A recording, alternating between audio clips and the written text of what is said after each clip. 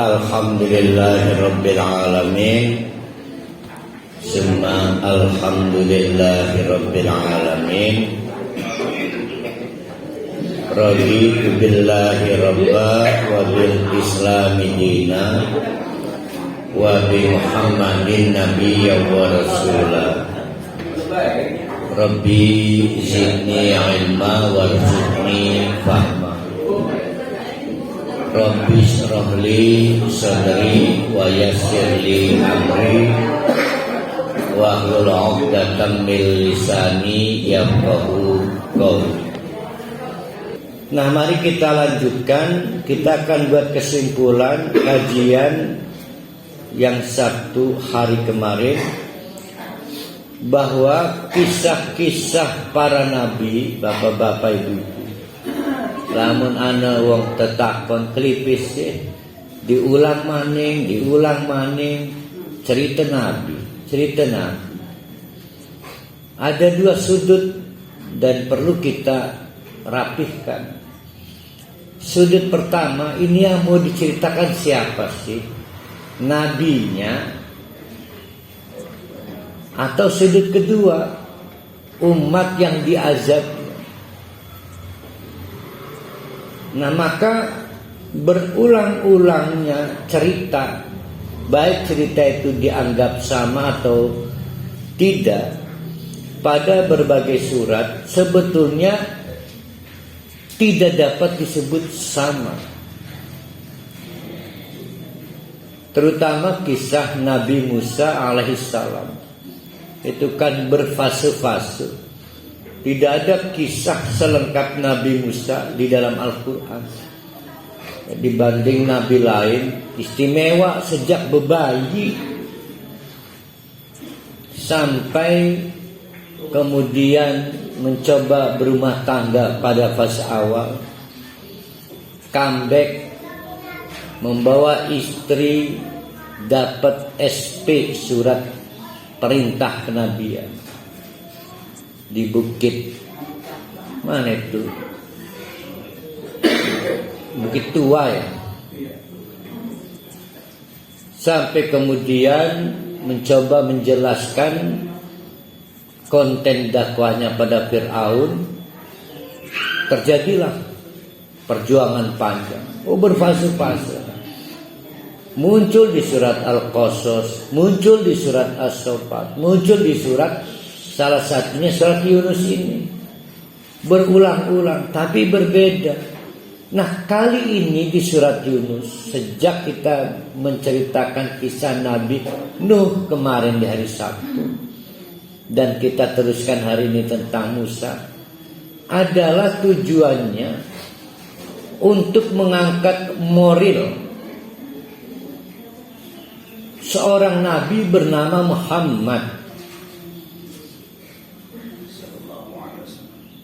termasuk kita, kalau kita pengen menjadi pejuang dakwah, bahwa yang dihadapi Nabi Muhammad itu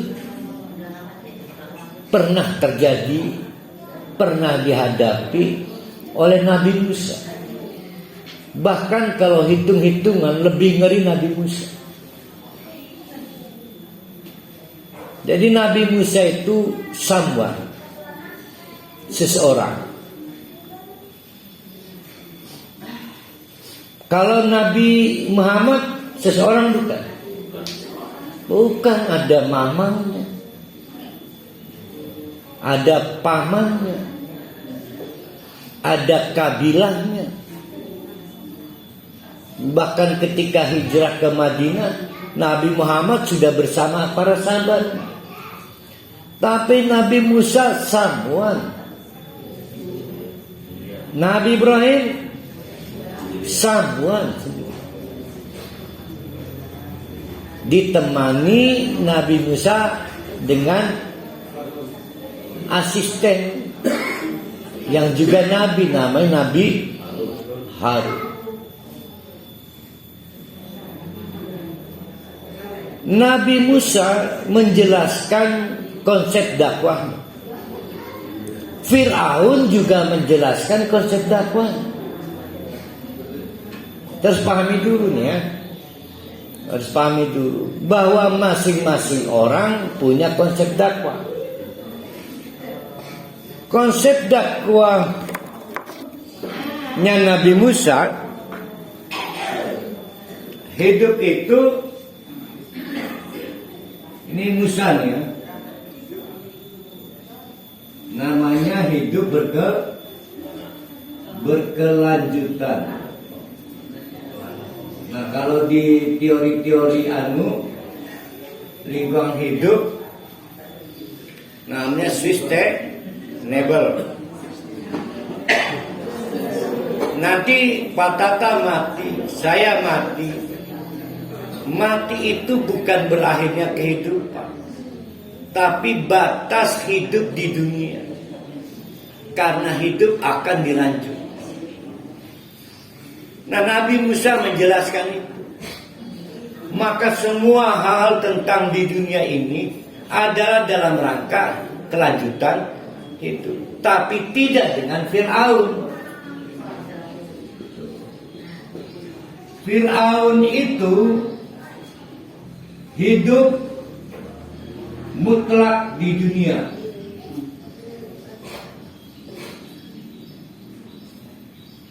Maka dia butuh 3.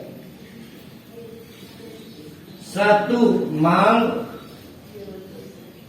ya kan? Kemarin itu kan kita buat kesimpulan. Yang pertama adalah harta. Yang kedua kekuasaan. Yang ketiga adalah malaun, pendukung, supporter. Apa kalau ini? Relawan. Nah, berarti Musa punya konsep dakwah, Fir'aun punya konsep dakwah. Pertanyaannya sebelum berlanjut kayak berikut.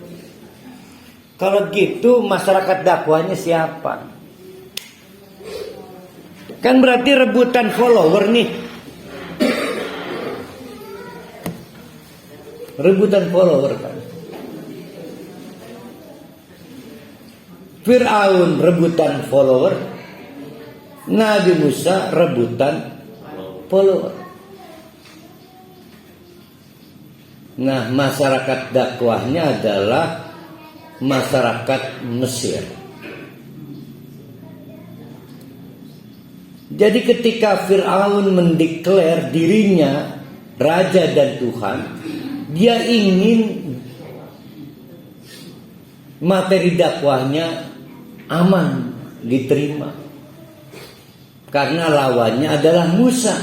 Bahkan diopinikan, diframing oleh Fir'aun, Musa itu gila dan tukang sihir.